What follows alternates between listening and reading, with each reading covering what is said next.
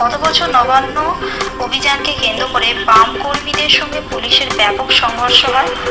এদিনও সেই অবস্থার পরিবর্তন হলো না। এদিনও নবান্ন অভিযানকে কেন্দ্র করে ব্যাপক সংঘর্ষ হয়। পুলিশ ব্যাপক লাঠিচার্জ করে, জল কামানও চালায়। এই ঘটনায় আহত হয় বেশ কয়েকজন বাম কর্মী ও সমর্থক। এই সংঘর্ষে তপন মাহাতো, পাপিয়া বিশ্বাস, প্রদীপ মণ্ডল, মমতা কারা সহ বেশ কয়েকজন পুলিশ আহত হয়।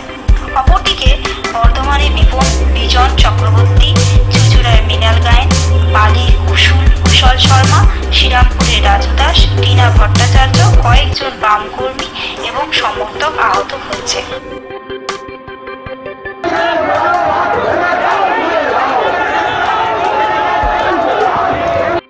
পূর্বঘোষিত কর্মসূচিও নয়, এদিন সোমবার বামেদের পক্ষ থেকে নবান্ন অভিযান কর্মসূচি হয়।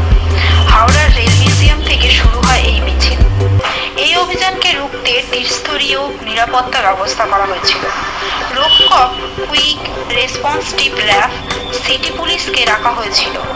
এই মিছিলে রেল মিউজিয়াম থেকে ফরশ রোড থেকে গিয়ে শিবপুর ঘাটে এসে পৌঁছায় প্রায় 1:30 নাগাদ। প্রথম দিকে শান্ত ছিল, পরে বাম সমর্থকদের মধ্যে উত্তেজনা ছড়ায়। বিক্ষিপ্তভাবে তারা ঢিল ছুঁড়েছিল, তৃণমূলের ফেস্টুন ছিঁড়ে ফেলে। এরপর 2:30 নাগাদ বাম কর্মী ও ব্যারিকেড ভেঙে এগোতে গেলে পুলিশের ব্যাপক লাঠিচার্জ করে, জলকামনা চালায়।